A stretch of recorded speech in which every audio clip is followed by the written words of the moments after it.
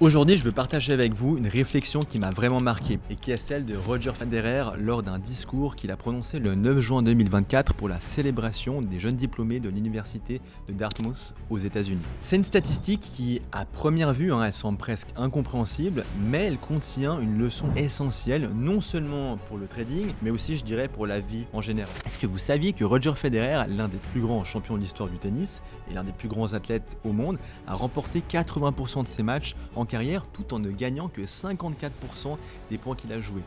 Vous m'avez bien entendu, seulement 54% des points, et pourtant il est considéré comme un des plus grands joueurs de tennis de tous les temps. Quand j'ai vu son discours, que j'ai écouté et que j'ai découvert cette statistique, j'ai été relativement frappé par l'analogie évidente avec le trading. Et c'est ce que je vais vous expliquer aujourd'hui. On va commencer cette vidéo par un extrait du discours de Roger Federer que je vais vous laisser regarder. Perfection is impossible. In the 1,526 singles matches I played in my career, I won almost 80% of those matches. Now, I have a question for you. What percentage of points do you think I won in those matches?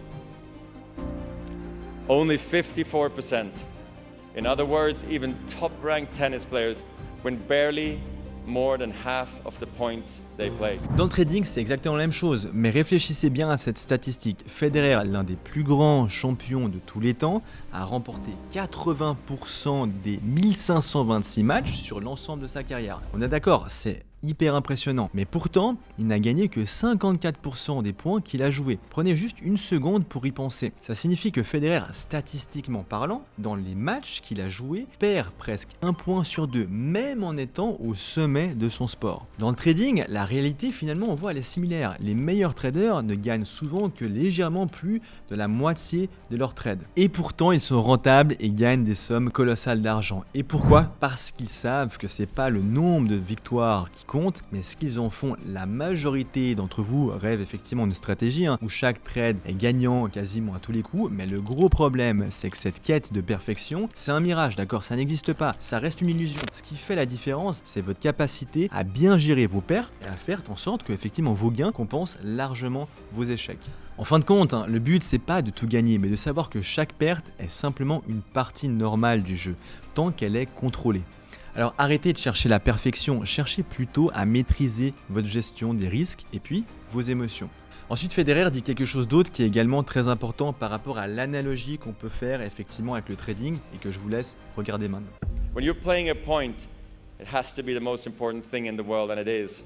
But when it's behind you, it's behind you. Quand tu joues un point, ça doit être la chose la plus importante au monde. Mais une fois que c'est derrière toi, c'est derrière toi. En trading, chaque position est importante. Mais si vous vous attardez sur une perte, elle peut nuire finalement à quoi? À votre jugement pour le trade suivant. Donc comme Federer, essayez finalement de penser à vous dire « Ok, j'ai perdu ce trade, ce n'est qu'un trade parmi finalement des milliers d'autres. Donc c'est en gros, c'est rien. » Pour réussir dans ce domaine, il faut pouvoir effectivement se détacher, regarder en avant et puis aborder chaque nouvelle opportunité avec une vision qui soit claire. Dites-vous que chaque trade, c'est une chance de grandir et de corriger les erreurs précédentes. Mais une fois que le trade il est passé, on passe au prochain trade et seul le prochain compte et ainsi de suite. Maintenant vous allez avoir des hauts et des bas et Federer il dit parfaitement bien. C'est une montagne russe avec plein de hauts et de bas. Dans le monde du trading, les moments de doute effectivement ils sont fréquents. Peut-être vous avez eu une série de pertes. Peut-être vous avez traversé une période de succès suivie tout à coup d'un retournement brutal. Et du coup quand vous vivez ce genre de moment-là, c'est naturel de douter. Mais comme finalement Federer l'explique,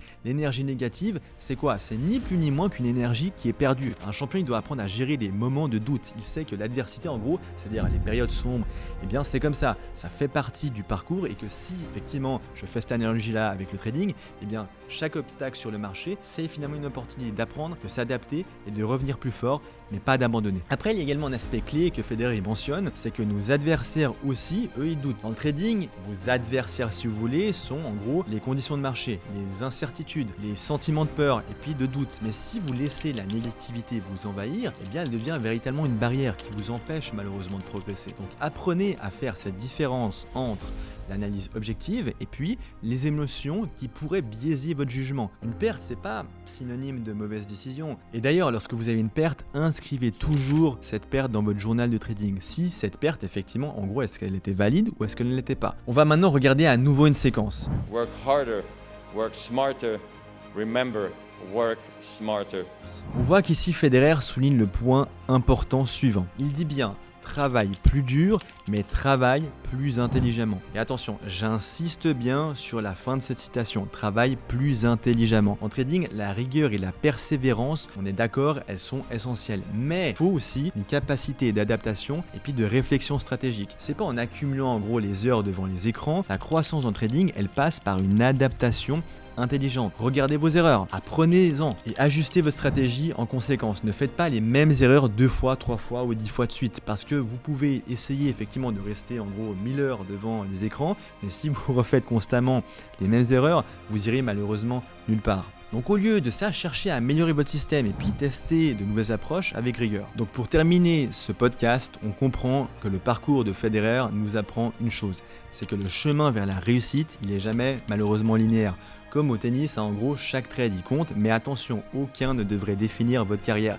C'est pas le pourcentage de trades gagnants qui vous fait de vous, en gros, un champion du trading, mais votre capacité à gérer les pertes, à rester concentré sur le long terme et puis à avancer malgré les obstacles. Alors la prochaine fois que vous faites face à une série de pertes ou de doutes, souvenez-vous de cette analogie. Sur le cours comme sur le marché, ce sont les choix intelligents, la gestion de soi et puis l'adaptation constante qui mènent véritablement au succès. Soyez donc résilient, soyez adaptable et rappelez-vous que chaque trade, c'est une chance de progresser, d'apprendre et puis de devenir effectivement meilleur. Merci d'avoir suivi cette vidéo jusqu'au bout. Si ce contenu vous a inspiré, laissez un like, abonnez-vous et partagez cette vidéo. Je vous souhaite une excellente semaine et je vous dis à très bientôt. Tu veux apprendre à bâtir des plans de trading précis, à gérer ton risque efficacement et à suivre une routine qui te permette d'être rentable sur le long terme? Alors rejoins comme de nombreux traders le groupe privé Wealth Masters Exclusive Elite Traders. L'objectif, discipline, constance et résultats mesurables. Tu auras accès à une formation complète, une méthode claire et structurée et un accompagnement exclusif pour te développer chaque semaine. Tu peux accéder à la formation directement via le lien qui s'affiche en bas de cette vidéo dans la description.